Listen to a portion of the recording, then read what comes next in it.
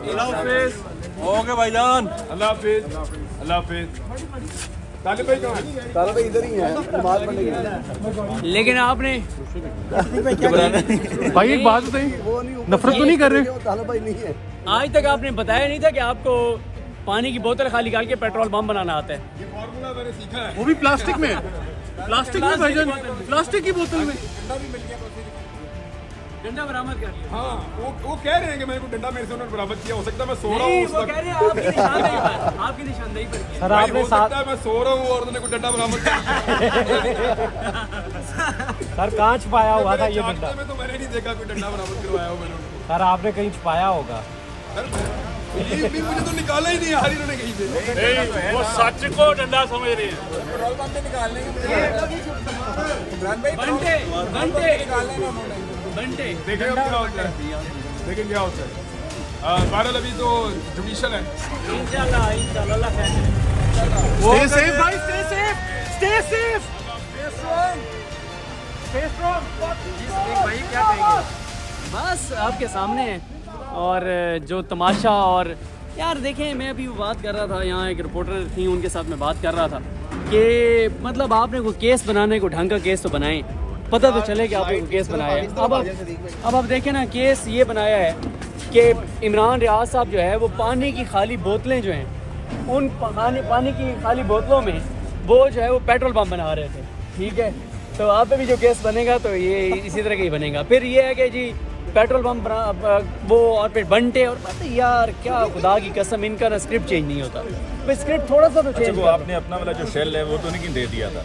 अच्छा, मेरा भी इन्होंने यही कहा था कि शेल जो है ना वो हमने उस वक्त इन्होंने ये कहा था कि हमने सदीक जान से शेल बरामद करना है। अच्छा, मैं आपको मज़े की बात बताता हूँ। जब मुझे ये लेके आए ना अगले दिन, जब एक दिन का मेरा रिमांड दिया, ये मैंने वैसे बात कभी नहीं किया, आज आपको बताता हूँ। जब एक दिन का जुडिशल रिमांड था, सॉरी जिस्मानी रिमांड था, अगले दिन मुझे लेके आ रहे थे ना, अब रास्ते में उनका आपस में इख्लाफ हो गया।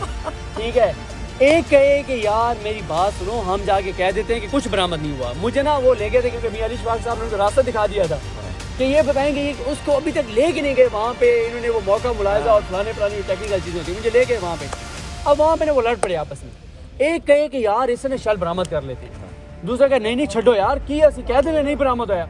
वो कहे यार खुदा का वास्ता है, क्यों हमारी नौकरी के पीछे पड़े हो, हम कह देते हैं कि शल बरामद हो गया। वो बड़ा उनके आपस में वो मैंने भी नहीं कहा, मैंने कहा आप अपनी वो करें। और मैं आपको बताऊँ, उनका वो ज़ाहिर है पुलिस उस वक्त और भैया उनका मेरे साथ अंदर ठीक था, सिवाय इसके कि खाना नहीं दिया था, पानी नहीं दिया था।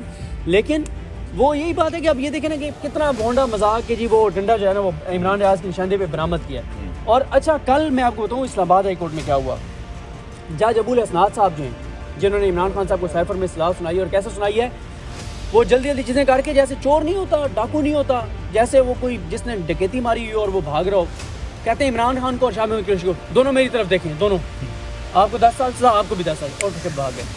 तो उनके बारे में कल अदालत ने कहा, अदालत में आके कहा उसने, आईओ ने उस केस में आमिर मुगल का मामला ये हुआ कि 6 फरवरी को आमिर मुगल अदालत में पेश हुए, ATC में, अबुल हसनात साहब की अदालत में।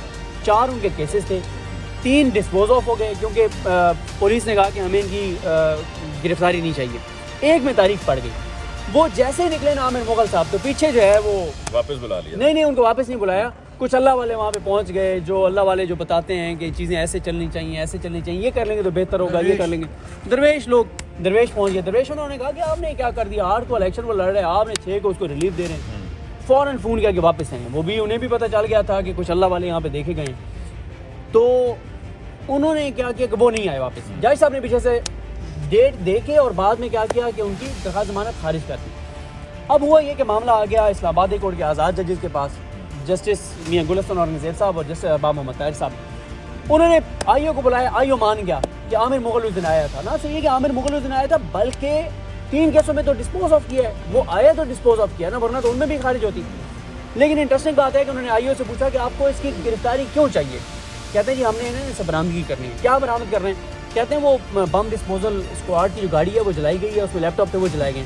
जैसे हमने कहा आपने इनसे जलते हुए लैपटॉप आप मतलब आपने इनसे बरामद करने, मतलब और लैपटॉप क्या कर रहे थे गाड़ी में? कहते हैं वो बम डिस्पोजल स्क्वाड था, उसमें ये वो सारा कुछ। तो उन्होंने कहा यार क्या तुम बात कर रहे हो, ये तुम्हारे सामने खड़ा, पूछो इसे क्या पूछना, क्या तुमने इसे पूछना, अभी पूछ लो। लेकिन उसमें मैं आपको ऐसे बता दूँ कि फैसला वो बड़ा एक आने जा रहा है। उसमें कहा है मियां गुल साहब ने कि और अरबाब साहब ने कि जज के लिए कंसिक्वेंसेज होंगे कि इतनी अहमकाना बात आप कर रहे हैं कि एक बंदा पेश हुआ है, तुम 3 केसेस में डिस्पोज ऑफ कर रहे हो उसकी बेल की एप्लीकेशन के गिरफ्तारी नहीं चाहिए, एक में तुम उसकी बेल खारिज कर रहे हो इस बेस पे कि नॉन प्रोसिक्यूशन पे, ठीक है, कि वो आया नहीं है तो जो है ना मैं खारिज कर रहा हूँ। तो ये यहाँ भी तमाशा देख ले कि मतलब किस तरह की चीज़ें अब डंडा बरामद किया है। और फिर इमरान भाई ने जो बड़ी इंपॉर्टेंट बात की कि एक भी सवाल उनसे नहीं किया गया इस हवाले से जो इस केस के बारे में तहकीकात ही नहीं हुई। और फिर जज साहब भी देखें, जज साहब ने जुडिशल कर दिया, भाई इससे ज़्यादा डिस्चार्ज का केस क्या बनता है। लेकिन अफसोसनाक जो है वो सूरत हाल है, बड़ी शर्मनाक सूरत हाल है। लेकिन मैं जो है ना वो देख रहा हूँ कि चीज़ें अब तेज़ी से जो है ना वो बदलेंगी, क्योंकि हर चीज़ की एक लिमिट होती है ना। मैं तो आज पहली बार यहाँ पे आया हूँ और आज आके मैंने जो लोगों की बातें यहाँ पे सुनी हैं, जो तकलीफ़ दे बातें, हर एक के साथ जो जुल्म हुआ है, छोटे से इस बख्शी खाने में सैकड़ों लोगों को शदीद गर्मी में लाया जाता रहा, मई जून जुलाई में सैकड़ों लोगों को यहाँ पे बंद रखा गया, 150-150 लोगों को एक एक गाड़ी में लाया गया, कैसे लोग बेहोश हुए, ऐसी ऐसी कहानी आपको पता चली।